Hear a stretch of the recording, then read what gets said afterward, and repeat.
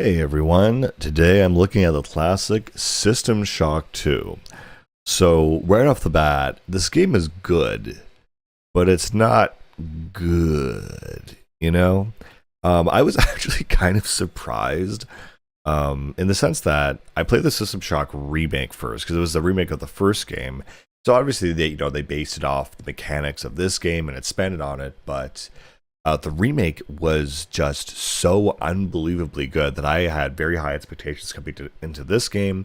And so many people have praised this game and say it was a classic PC game. It's a classic, you know, sim type game. I mean, I call these games action adventure. Some people like to call them immersive sims. I think it's a very stupid idea because if a game isn't immersive, it's not good. And if it's a simulator, who they'll only Germans play those, so it's a stupid label. So yeah, I really enjoyed System Shock 2. It just wasn't a mind blowing experience. I guess maybe at the time it was, but yeah, it's like okay, cool. Yeah, this is like kind of like BioShock, or even like again, the remake is so much better. And I think one thing that the remake does that was really done well is atmosphere. Atmosphere, ambience, the kind of horror elements of being in a haunted spaceship, basically, were I think more interesting and atmospheric and important. And in this game, this has kind of the same issue that the first System Shock has, the original, where that the music honestly really threw me off because there's no ambient music, it's all action music. And so they still have that here where either you have silence, and actually there are some ambient tracks now that I think about it, but usually whenever there is music, it's usually kind of action, high speed, high beat, fast beat, combat music, or silence. And so you really have those two, or you have the silence with the hum of the mechanics of the ship. And so there is some kind of atmosphere, but the one thing I was not anticipating is just how rough this game was in terms of combat. Like the entire enemy is one giant hitbox, and when they just lose their life, they fall over and die, and it feels very a little bit cheesy. I was kind of let down by how the AI would basically just fall in a random animation, or the enemies would fall in random animations, or the same like stilted animations every time. It felt very like, oh wow, like this, they don't even react to like where you hit them or how you hit them. Maybe I've just been spoiled, but so that was a bit of a letdown. One thing I do have to say though about System Shock and why I think it was so renowned and so fondly looked on, especially this one, is pacing. And I think pacing is a very underappreciated aspect of games that we've really forgotten the art of how to do it. So, what do I mean by pacing? I mean, the establishment of characters, goals, and how you achieve and move to those goals. And when you first start the game, you're kind of overwhelmed by all the mechanics and all, side points and this and that. And for the most part, I really, I really was kind of just not really feeling it all that well. But then once you start moving from objective to objective, and there are aspects of this game that are obviously combat, exploration, item management, skill based management, stuff like that. So all those components really work together, and I guess it makes sense that this is the first time like a pseudo RPG action adventure game like this has been created. I guess again, I don't know how you define an RPG if as long as you have some stat based level up system, then that counts. In which case, I mean, every time you do a certain every time you do a certain thing, you kind of sort of get experience points, but they're called like nanites or nanodes. Like you get like upgrade points, and you upgrade your character's skill in certain areas. So I could think that would verify or qualify as an RPG.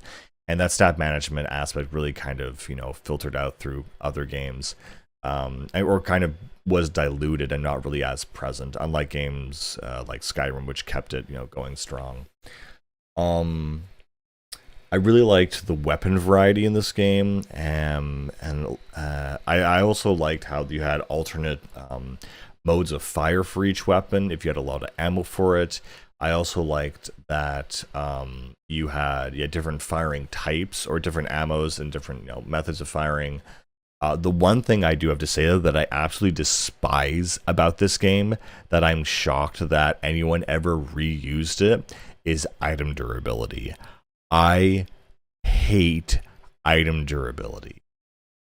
I mean, for the most part. I mean, it is kind of a fun meta mechanic where it's like, okay, I'm going to try to use up the durability of this item as much as I can and like go to the next one.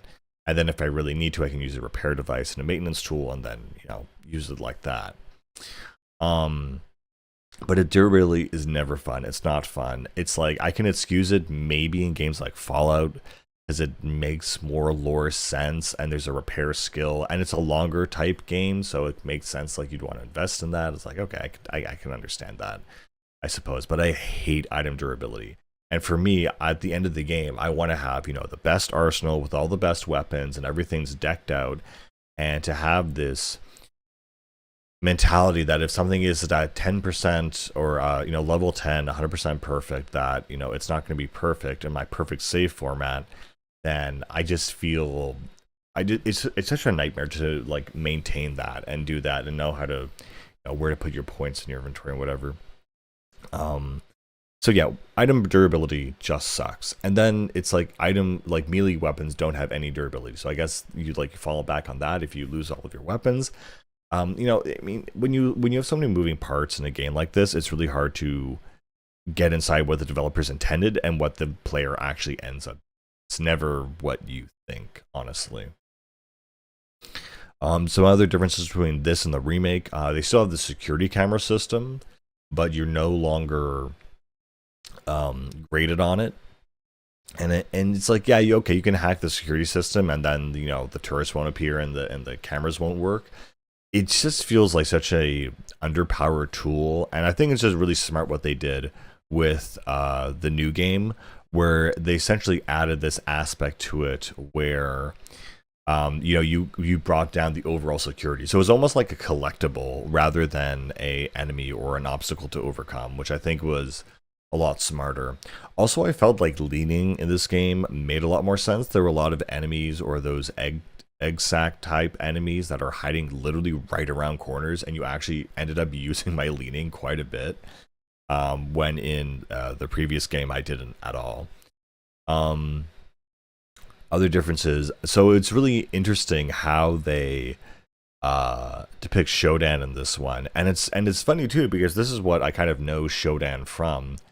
And the voice dialogue and the way they do Shodan still is very creepy today, because it's that whole idea of the system breaking, of something becoming unstable, and it's still just as scary, I think, as it was when it first came out. And I think it's something that even modern games strive to do. Like if I had to think of a malfunctioning AI horror plot, like you are not beating System Shock. Like it is the absolute peak of that genre and of that idea. I was just kind of surprised how little Shodan was in this game, and this is what kind of knew what she was from. But in the remake, obviously she's the only AI, but so for half the game you have Xerxes, which is the ship's AI, and yeah, the context is that it's 50 years later. He plays another random person, and you basically come on board the ship, and it's a ship that has like the first interstellar travel, and they go to Tau Ceti, which is on the edge of like the solar system, like the first habitable planet essentially. And so the story is that it's actually really funny how they tie it in. It actually makes sense, where in the first game, when you eject the biosphere or the biodome from one of the docking garden bays, it ended up going into deep space. You had no idea where it went and just thought it went into the sun or was destroyed. Turns out it crash lands on Tau Ceti. What are the chances? And the organisms that fester there essentially linked up with Shodan's remaining AI trapped on that system. And so Shodan, this one, is a mixture of organic flesh and machine. And this was a theme that apparently was a little more prevalent in the first. System Shock, I kind of did a little comparison where I looked at System Shock 1 and the System Shock remake. And the one major difference I saw that was really interesting was that the big major change they did is in the final level in the original, there was like all this organic life teeming on the walls of the ship.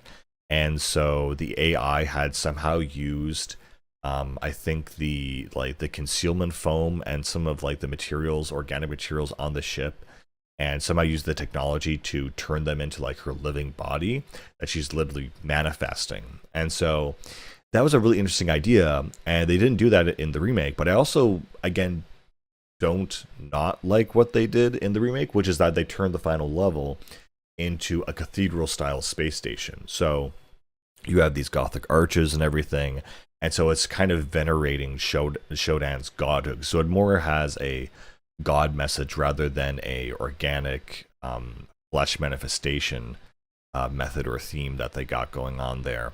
And that was the major difference. And so you see a lot more of that in this game, where again the what was it? So she's combined herself with the organisms on in the biodome and the ones that also are, I think, native to Tau Ceti. Anyway, you have it's kind of like a typical Aliens format plot. The bunch of researchers go down to the planet. They find a bunch of eggs. They bring the egg sacs back up to the planet. They get infected. I think they even have these like little worm things that like crawl into the base of their spine, infect them, and take over their entire nervous system from the bottom up, which is pretty cool. So yeah, very, very aliens-ish plot. But you are not a super soldier. You're just like a hacker man. Well, I mean, you can specialize in soldiership. But yeah, no, that's kind of the premise. And of course, everything goes awry and you wake up. And so for the first half of the game, you have no idea what's going on. And you basically follow the directions of this woman called Leto or something, who is one of the ship's main like captains or lieutenants or whatever. And so she's like, oh, Xerxes has gone rogue. We have to defeat him or whatever. And so you find out that the ship, yes, the AI has gone kind of rogue, but it's trying to contain this threat. So everything's just gone awry. There's essentially aliens on board the ship that are flesh mutagens of humans. And I really love how they don't show Shodan first off. They're kind of teasing it. They're like, oh, we intercepted this voice audio, and they use like the scrambled voice logs from like the first game, and it's like, oh, that's like if you just played it, like, you know, that, oh, that's Shodan's like signature garbled kind of style voice or static or whatever. And so by the time you get to the halfway point, it turns out that when you finally meet Polito, she's already killed herself, and Shodan was impersonating her. So Shodan is basically fighting a war on the ship with the other AI, and she's half organic, half AI. I mean, she's still mostly AI. She's a computer program, but she's been infecting all the people on the station, and so she's having a war with this other AI. And so basically, because Xerxes presented himself as the first kind of overall antagonist of the game, you actually end up helping Shodan, because up until half to that point, you have been helping Shodan. It was just manipulating and taking on the voice of Polito, and you had never met this person, you had no idea. And so it's kind of like a big reveal. Definitely reminds me of the reveal in BioShock when you finally meet Andrew Ryan, and it turns out that you were being mind controlled the whole time. Which honestly, if I really had to compare it, I think BioShock's twist is actually kind of cooler, because you realize, oh no, like your free will has been jeopardized, rather than just, oh, I tricked you. But it's a pretty cool twist. Speaking of that, of course, System Shock is littered with all these, screaming people, audio logs like, I'm hearing noises of the vents kind of thing. And I'm not sure if they pioneered that style of video game writing, but yeah, you have all these cursed audio logs. The one thing I like about System Shock 2 is that it does tend to have at least one character who becomes an overarching like beacon in all these audio logs. Usually it's like some random scientist, and they say, oh, there's something in the vents, and they die, and that's it. But Delacroix is kind of the main character of the audio logs, who is this French accented woman who basically leads you through all these different scenarios. And it was really interesting at the end of the game. She takes on an almost mythological status in a weird way. Like the last level of the game is very surreal and interesting because similar to System Shock 1, where you enter Shodan's domain, it's not as direct as that, but you enter. Okay, so you don't enter cyberspace, but you enter Shodan's domain on the ship, and so parts of the ship have been reconfigured to look like the original area from System Shock 1.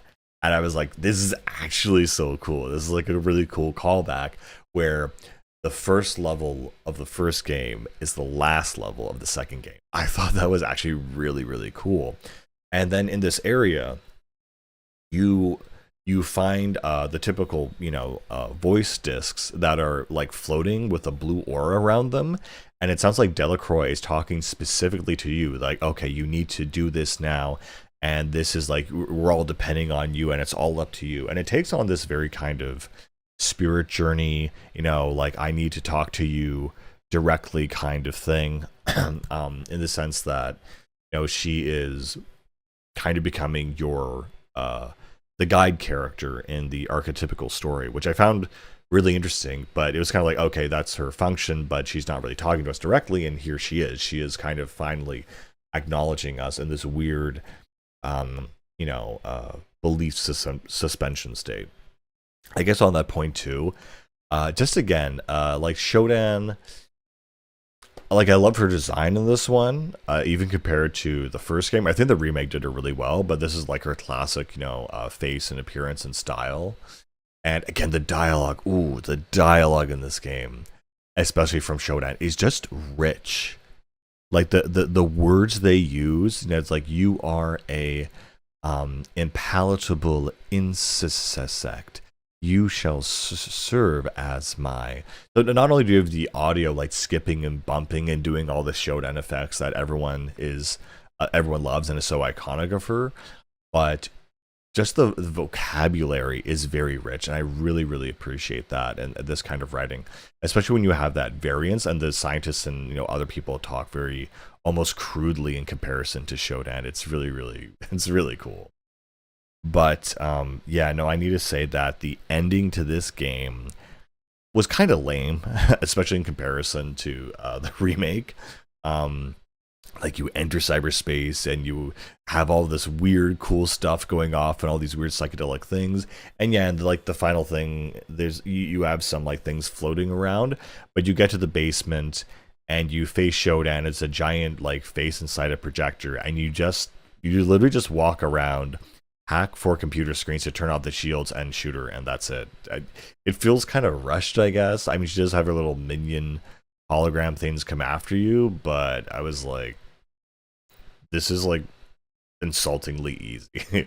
Like, it's like one thing to be like, okay, we're gonna do a ceremonial final boss, but it's like you kind of wanted to make this a challenge, but it wasn't at all. I don't know. I found it to be a little bit lame, to be honest. There's all this build up, and you show up and you just hack 4 computers. Like, it's over in less than 5 minutes. It's really not hard at all, and not really super interesting either.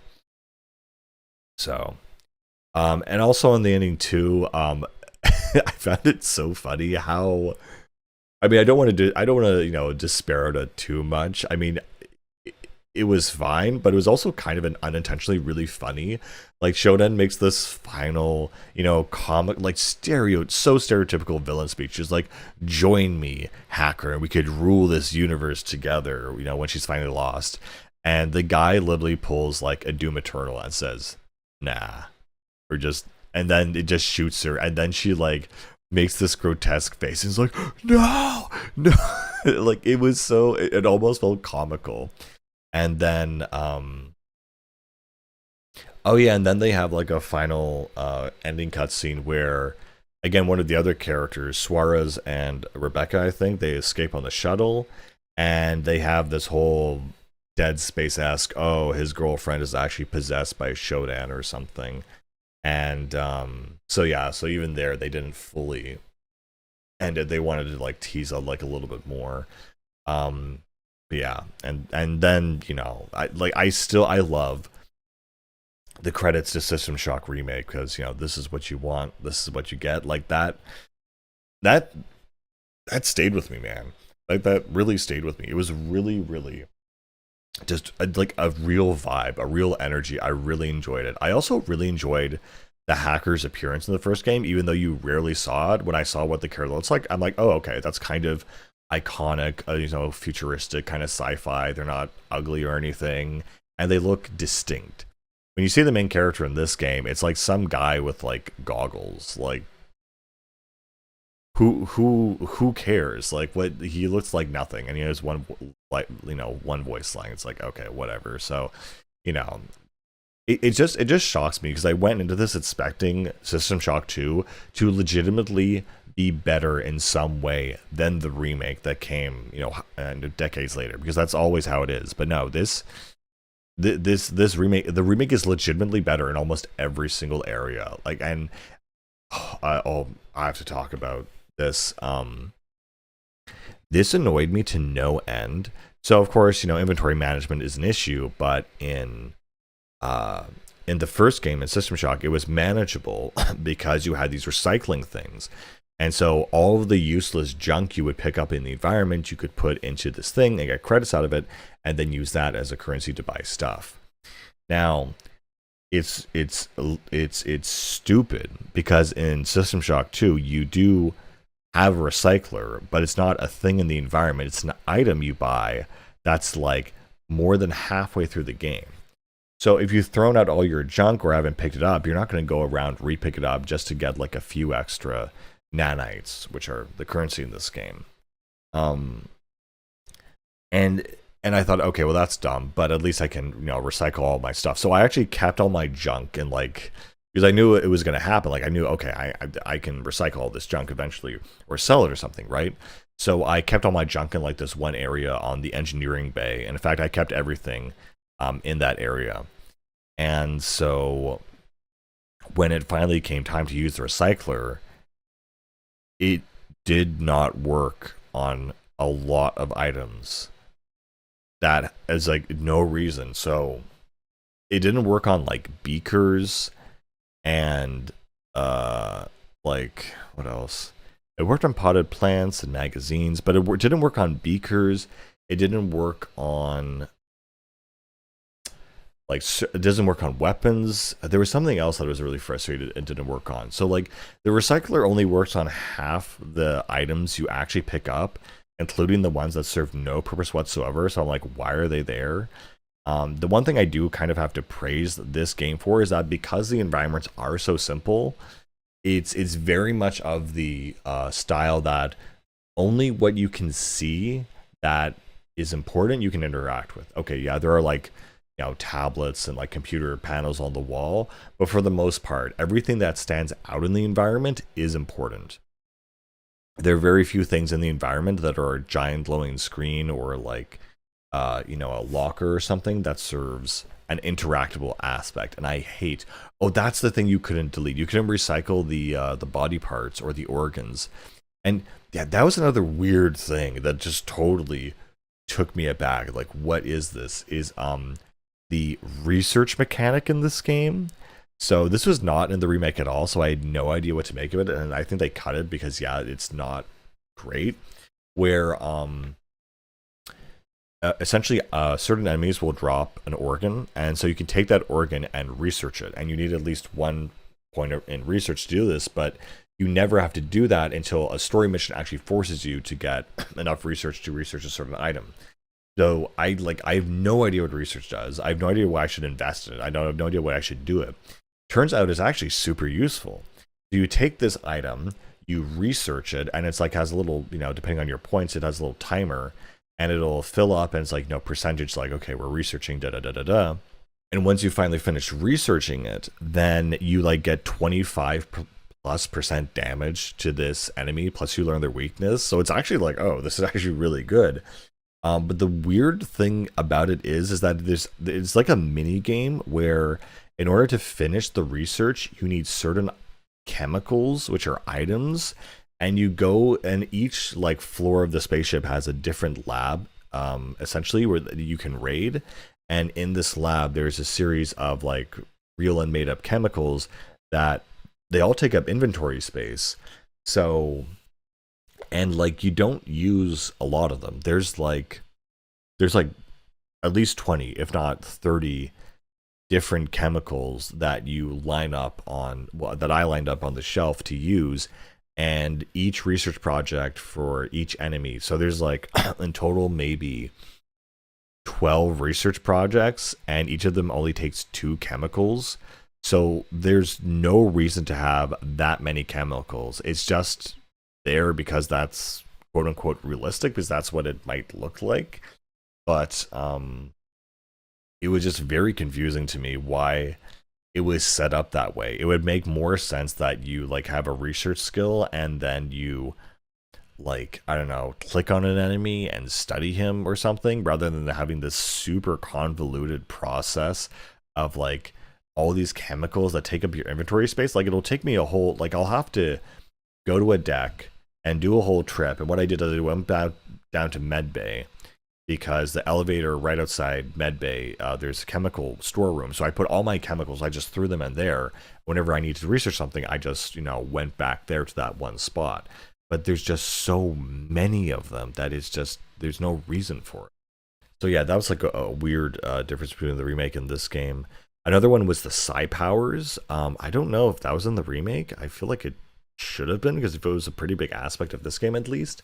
Something I should have mentioned beforehand is that what I do really like about this game is how they do the tutorial.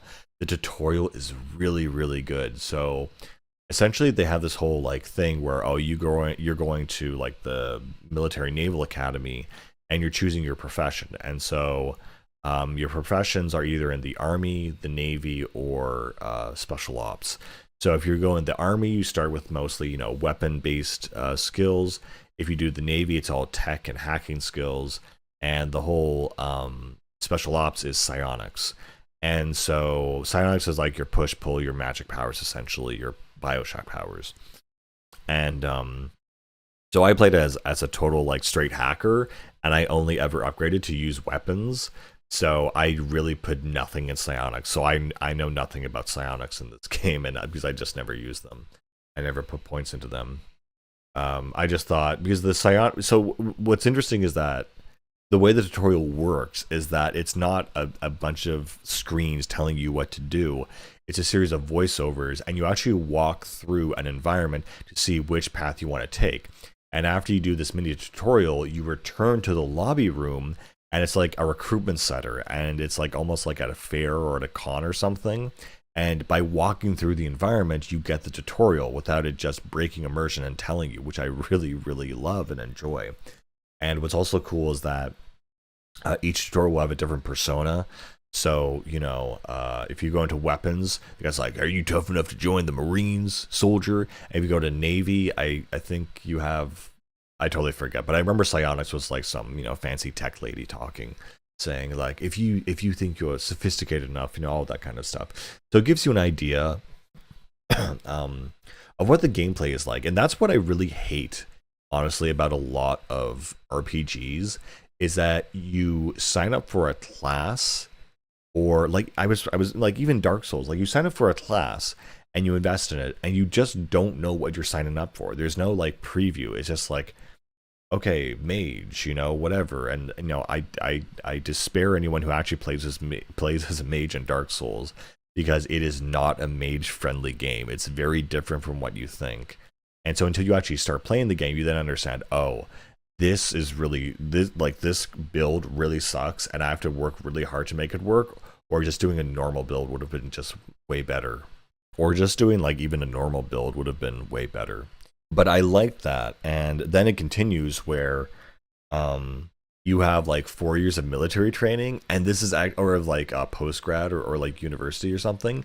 And so you have like 4 more hallways where you have 4 more choices, and you essentially like each upgrade has like a little story to it, which I really love. So for example, if you decide to go into the hacker stream, then it's like, okay, you have 4 projects to look on. And so one of them is, oh, there's these people researching this meteorite in deep space because I think it might hold some ancient alien DNA. And then it says, at the end of this whole thing, it says like +2 to like research, for example. And then you go through the walk down that corridor, and then it puts a screen in front of you that gives you a story, not like a stat sheet. It says, oh, everything went according to plan until one of the scientists went rogue, and you had to like put them down. And then it said you gain an additional like +1 point to like weapon skills or something. Like, oh, this is really cool. You're like giving me a story. It was very similar to Mass Effect, I guess. Even though those story components don't really pop up in the game, and even in Mass Effect to some extent, like, oh yeah, I was a city backstreet urban kid, and in my beginning choices of the game, and that's gonna affect my whole playthrough. Like, yeah, right. So yeah, Mass Effect is definitely based around this, especially that beginnings like sort of tutorial intro sequence. Something that actually really shockingly felt almost like a copy was the last level of this game feels like a lot like the second last level of Halo 3 when you're inside the Gravemind. You crash land on Tau Ceti in the finale, and you're just trapped in this giant massive biomass essentially with a bunch of very tiny small tunnels, and as you're walking through these tiny small flesh covered tunnels, you have this voice of the hive mind essentially talking to you in a female/male voice, literally like that last level in Halo 3 where Cortana and the Gravemind are fighting. It was just like eerily very, very, very, it's very similar. So yeah. Other differences between this and the remake, some of the weapons, I said I actually really do like the weapons in this game quite a bit.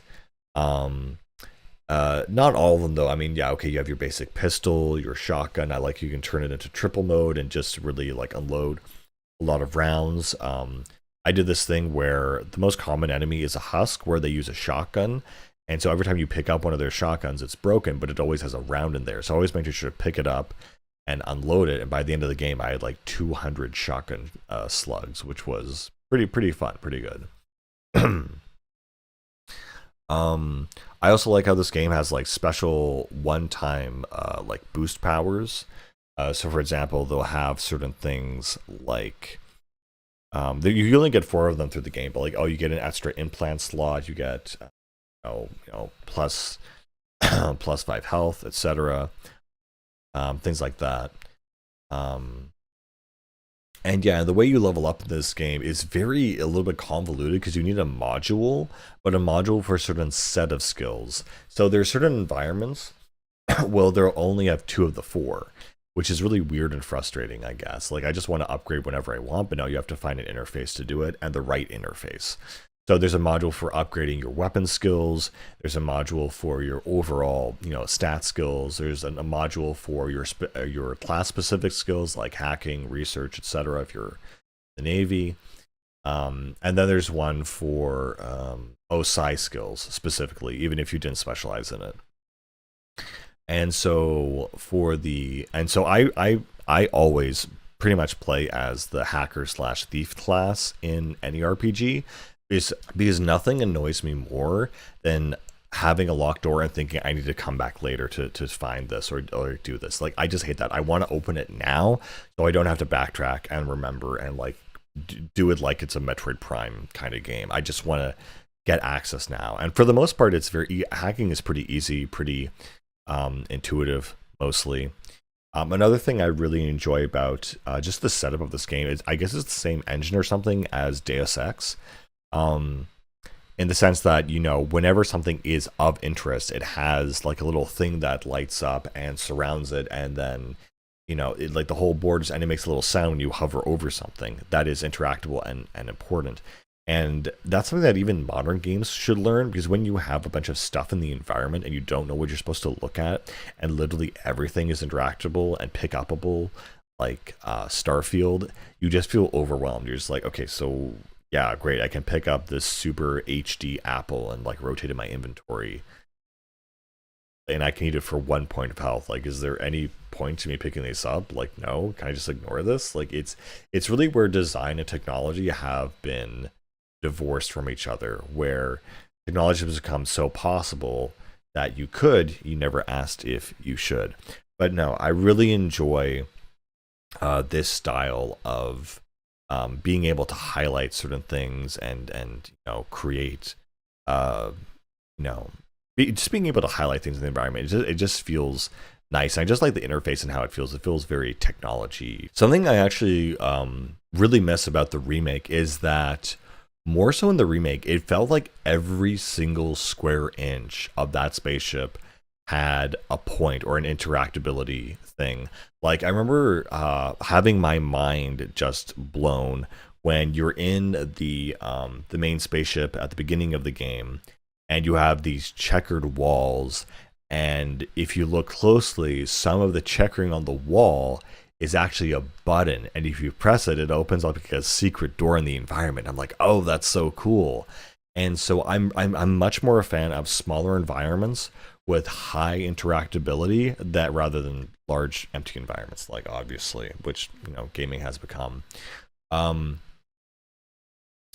but more so, it's that sense of exploration and of discovery and reward, and also the sense that there's something to find in the environment, or that this feels like a real spaceship, because if you can interact with everything, it feels in a way more real. It feels more real if you can just interact with everything.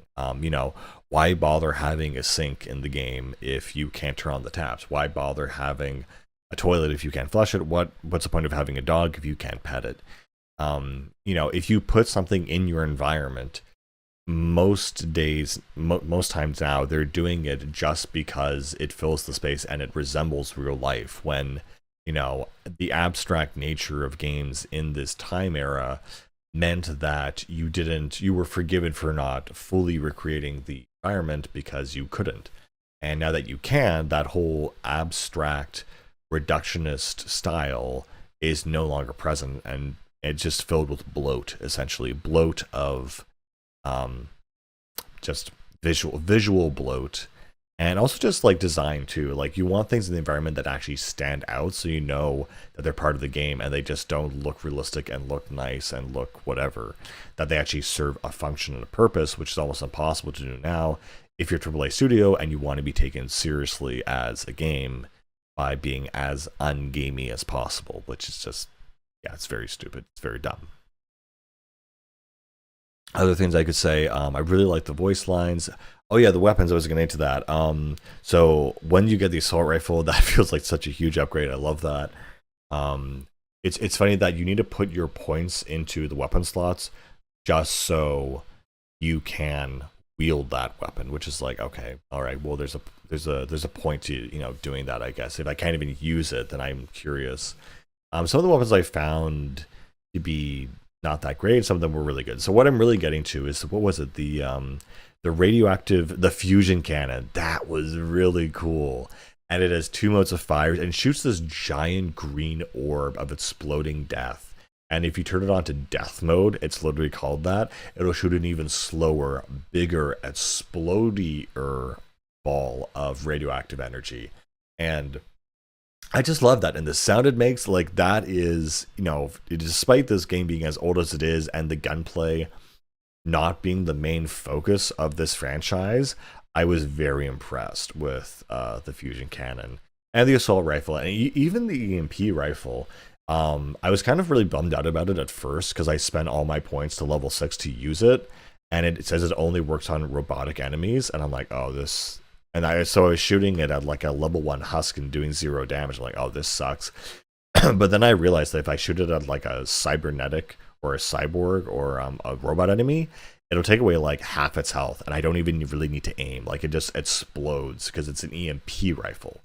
And I was like, whoa, okay, this is actually very effective and very useful. And then you have the alien weapons at the end of the game, which you don't really get to use a lot. And they were okay. It's like, oh, yeah, that's fine. And yeah, there's pretty decent enemy variety, from robots to biodrones. Again, I really like the lore of how the parasite infected people and turned them into these weird, monstrous beings. And it's very more horror heavy than it is like cool or whatever by the end of the game, which I do really like. I also really like the female cyborgs in this game, the midwives, because even though it's not super realistic and super graphic, you can tell that like they have bloodshot eyes, like they're like sunken into their skulls. They're like pretty scary, and more so scarier is what they sound like. The audio design in this game is absolutely peak. So from the sound of the guns to Shodan's voice to the ambience of the the consoles and the technology in the base, all sound and feel really really good. I guess another thing I do also enjoy is that in the remake there's a very overly complicated um, plot or structure where at the end of the game you had to get a bunch of you had to record the number in the room where you destroy each of the like mainframe reactor cores of Shodan, and then use all of those numbers in a string on the engine room. And I just thought that was really like aggravating that they maybe backtrack through all that. While in this game they just like, oh yeah, go back to the engine bay and like open up this one locked door that you knew. Yeah, but overall I'm just surprised by just the differences in how. Another thing that surprised me is that System Shock 2, I think it's much shorter than System Shock 1, like by quite what feels like quite a bit, like maybe a third of the game. System Shock 1 is a pretty long game, maybe 60 hours, and this was 40 hours, maybe. I should actually probably check what my playtime. No, I think it's like 20 hours. I beat this game in 20 hours. Yeah, no, System Shock 1 isn't 60 hours. That sounds crazy. Maybe it is. I don't know. But yeah, System Shock 2, it only has like 5 like levels that the elevator can go to, and then it has one final executive floor, and then you have the launch pad to the final level, which is the no turning back area. And so overall, I'm just I'm just looking at this thing like is this it? Like it's not short, but it's not terribly as long as the first game. I was just shocked. I thought, bigger, better, badder, all that stuff. I think what people would find funny, and also yeah, this is weird and frustrating and just bizarre, is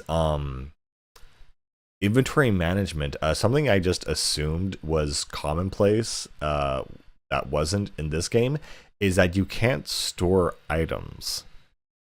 You cannot put items that you've taken out of a container back into the container. Even if you just remove them, you have to like place them somewhere in the environment. So that was very shocking. It's like I'm used to like Skyrim style, like I'm gonna store everything in this barrel or something, but this game that seems like it's very effective and like up to date and modern about inventory management did not allow me to do that, and I was very confused. And so my workaround is I stored all of my stuff in the engineering bay respawn area that is right beside the elevator. I'm curious to see how many people did the exact same thing. But that's where I kept all my good stuff that I actually wanted to use. But for all the junk that I couldn't sell or recycle, or all of the suits of armor that I wasn't going to wear because you only need one and they take up like a lot of spaces, I went to that room in the center of that same room, and in there's like that place with the pumps, and you like go down a level, and they have like a person who's fallen down there and died. And so I just became that my junk room and my trash room. And the screenshots I have of that room at the end of the game are absolutely ridiculous.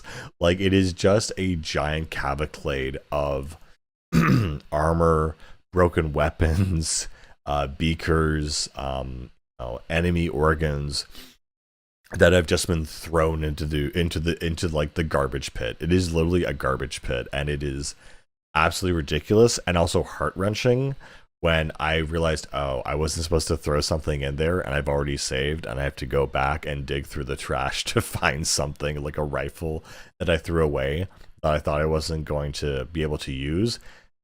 Even the what was it, the force transmission device or the stasis fuel generator, I thought that was like an armor I couldn't equip or like a scythe thing. It turns out it's a gun, and it looks nothing like a gun, so I threw a bunch of those in there. So I had to like wade into the garbage and find it like I'm Luke Skywalker in the first Star Wars movie. So it was pretty ridiculous. So it was funny though. Yeah, no, just really surprised by items, the weapons. The audio logs were a bit. This is the other thing that annoyed me. Every time you picked up an audio log, it wouldn't autoplay. I don't know if there was an option to enable that, but that should have been on by default. So every time you pick it up, you have to click tab, go down to the little icon, and then select the audio log you just picked up so you can listen to it. As if I don't want to listen to it right then and there. Like I want to know what happened. Because if you move on and you listen to the audio log later and you don't look at the body or the room, it's supposed to give you context for that exact situation. So if you leave and listen to it later and you're in a different room, you're listening about this thing that they're, someone's coming, and I stored something under, the desk, and you're like, oh wait, what? There's not a desk in front of me. I have to go back and look at it again. You're like, hey, come on. I do love it though. It's so cheesy and so stupid, but I love when the audio logs tell you the door code or something. It's such a cheesy little it's not cheesy. It's a simple little puzzle, but I enjoy it. I'm like, oh, I'm going to listen to audio log and find the thing and whatever. Or, turn the item over and unlatch it Silent Hill style and find the serial number on the bottom of the thing that someone etched into it, and that's the door code. I don't know. I like stuff like that. It's fun. But yeah. Also, there were just other weird things in this game besides research. There was modify and maintenance. So the way you upgrade your weapon in this game is that you find these items called French Epstein devices, and I had no idea what they did, and so I used it on my gun, and suddenly my clip doubled. I'm like, oh, okay, that's cool. So I'll keep that, I guess. But I realized that with the modify skill, all you have to do is you click on your gun and you click modify, and then it starts a hacking mini game, and then that's how you also upgrade your weapon. And so then certain weapons can't be upgraded past a certain point unless you have a higher skill. So the meta is to get your modify to 3 or something, or good enough, and then if there's one last level of modification left, you use one of those special items essentially. But I just found it very, I don't know, odd, or oh, I don't need this special device to upgrade my weapon. I can just do it for free if I have enough points, but I also shouldn't have enough points because then I'll have an excess of items that I can't use. And yeah, I started overthinking everything, obviously. And again, so I really enjoyed, the progression of the story, the pacing. I really enjoyed, again, the tone that we went with, where Shodan is becoming an organism, or a real living, breathing entity that's manifesting on the material plane. And because she's been combined with the organisms of Tau Ceti, it's much more she's the same Shodan, but she's a little bit different, where they talk about the many and how they're part of this collective thing and how their bodies all become a one. It's a pseudo-religious kind of undertone, but it's essentially acting as a hive mind. And so this hive mind style creature or setting or enemy, it's kind of they're all controlling it from the mother brain, and you have to destroy the mother brain thing. It's okay, cool. That's typical, I guess. But in combination with Shodan's dialogue, it's just super, super interesting. And oh yeah, I just remembered how because you do actually destroy the main organism that's controlling everything, and then you go inside the tube where it was, and that's when you end up on the recreation of Shodan's environment. Yeah, that was wild. I thought that was still on the ship, but no, that's actually in the giant organic area that she's remolded it to look like and feel like and simulate that original area. So yeah, it's a really interesting concept, similar to Deus Ex, where you have one of the endings where the synthesis ending, where you combine with Helios and you have man and machine become this one entity, the synthetic and the biological, the digital and the physical. combine, and that's kind of what the threat is. That Shodan, if she does not escape, and Delacroix says this, that the AI will take on physical manifestation, and she will go out and conquer and destroy the universe and infect it with, her ideas and her mind, and that she's a goddess of worship, and you will submit to the Borg, basically, more or less what it is. But yeah, I just love how they different stages of development. Like if you get infected a little bit, you're a husk. If you get more infected, then you become this other creature, and then if you're super infected over time, you become this like berserker kind of mutagen kind of thing. So it's combining a lot of very diverse, interesting settings, like mutations, radioactivity, AI, weird alien life organisms, and technology all into one super life form. And the dialogue that goes along with it is great. Also, I have to give kudos to the last audio logs in the last level. They have this guy who's documenting everything, and his last audio log, he sounds like an actual voice actor, like he's actually scared for his life that he's being taken and going to be like turned or consumed or something. It was like, oh, this is actually like good. This is good stuff. Also, I found that there's also a weird meta of saving in this game. I've never really been a fan or really used quick saving simply because I was too terrified of accidentally quick loading. And it's funny that I played this game for the entirety of its 20 hours or whatever, and I only made that mistake once, and it wasn't a super big deal. I was like, oh, okay, well, whatever. But I don't know. I find it's like it was like a perfect balance in a way in terms of the saving system, because I always had a save I needed, and there are games where it's like you Skyrim and you you make some big decision, like, oh, I have to go back to my last save, and like, oh, I didn't, but you get like 3 auto saves, right? But and your manual save, so you might manual save at super huge junctures because you think, oh well, it's always auto saving all the time. I don't have to worry about that. So in this game, it auto saves every time you enter a new environment, and then of course you have manual quick saves, which are both optional. But what I found was it was honestly the perfect system, because manual saves, I always did those when I came to like a new level or a new floor. I'm like, okay, if I need to really reset, I can go back to the beginning of this area, and it's like, fine, whatever. So there's that, and then you have the autosave if you so if you screw up something in the room, then at least you can, like, let's say you do quick save as you get the death animation and the game like ends because you don't have a regenerator active, which did happen to me. Then you can still just load the autosave of that room, and you avoid that problem entirely, and you're like, good. It's like, okay, fine, fair enough.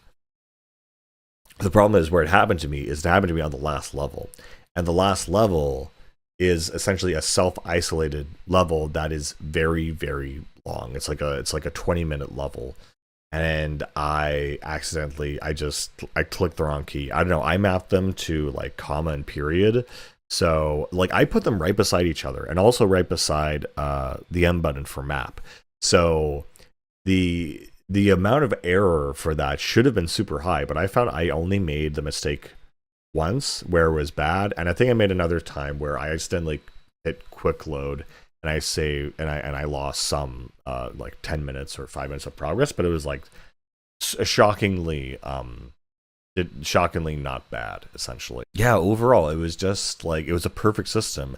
Because there's so many times where I would screw up in an RPG, like, oh, I missed that shot for some reason. I want to pull off the perfect shot or the perfect room, the perfect clear or something, and I would do it, and then there'd be another area, and then I would fail at that area, and I think I would do something really bad in that area, like I have to reset it, even though what I just did was perfect. I have to reset this. And so having the quick save option was just so much better, because you can save in little chunks. And if something really goes awry, you can at least go to the autosave. And if you realize you've made a huge mistake, like you put all your points into the wrong thing, then you can go back. But I just love the fact that you like quick load and quick save. And I sound like a child, right? Like, oh, look, quick load and quick save. But yeah, actually using it after all these years and getting over my fear of accidentally quick saving and quick loading, it's been so good because it's so fast. For example, like the amount of times I go up to like an upgrade thing and I want to upgrade all my points so I can use this weapon and find out how it works and be like, is this really good or not? And then assuming, oh yeah, no, to be good, and then saving after I do that and then picking up the weapon and then realizing, oh, this sucks. And I just saved. It's like, because I don't like having a bajillion saves. I really cannot do that. If I have to look at a manual save and a manual save thing, I want to see only the major checkpoints of a game. It's like when you beat a game and you want to select the level, like things like Devil May Cry. It's like, okay, you have mission select. You can relive that exact moment with all your current stuff. Like it's perfect. And that's what I want. I don't want to have more than 20 different files I can look at load and like rip my hair out thinking which one is the one that I need to go to if I've made a huge mistake. The only exception for that is like in games like Skyrim, where it's like this game is multiple hundreds of hours. That's part of your life. So you are going to have hundreds of manual save files no matter what. It's like, okay, fair enough. But having quick save where you just save every kind of like step in the level feels really good, because at some point in a level you're going to screw up and you're going to go back to the autosave and you're going to have to redo it. And I would usually bite the bullet, but having quick save in this game was just such a lifesaver, honestly. Anyway, we're almost coming up on an hour now. Any closing remarks? So System Shock 2, it's a good game, but not as good as people praise it for. I guess this might have been the very first game that kicked off games like BioShock and I guess Deus Ex and Prey. What really, Prey 2? Like this genre of like, action adventure dystopia. The utopia has been destroyed. Oh no. Survival game with the audio logs of people dying type game genre. I guess this was the first time it was done really well, and I can see that, and I can forgive it for some of those reasons. So even like multiple ammo types and stuff like that. Even though that might be a little bit dated, because it's I guess it's fine. But for the most part, you can understand why this game is effective. The environments are super simplistic, so you know what to look at, what to interact with. It feels very linear. You go through the environments, you do some exploring, but mostly you're going towards a common goal. There's nice little hidden like Easter eggs around the environment. So there's exploration, there's combat, there's discovery, there's puzzle solving, there's story, there's dialogue, there's lots of voice logs and stuff, and so it has lots of bits and pieces that work together. The research minigame is not one of them. They should absolutely cut that. That is not fun. It is not fun to run to one end of the ship to look through a grocery list and find the one thing you need to get your research project complete to 99%, so you can do like plus 5% more damage. So yeah, there are some things that are a little bit dated in this game. I really don't like. I didn't like the combat at first, but I warmed up to it once I got better weapons. And yeah, overall it's fine, but it's not as good as I thought. And honestly, I would recommend you actually play the System Shock remake, if you haven't already, or even play it before this. Or I don't know. This is honestly a great downgrade in my eyes, but. Yeah, like I'm just still more impressed by the System Shock remake now, because I saw it and it looked great, and I thought it was going to get canceled because it was a Kickstarter thing, and they actually pulled through, and they actually made not a good game but an amazing game. So that's my big takeaway from this. And yeah, I'm glad I played this classic. Yeah, that's it, guys. See ya.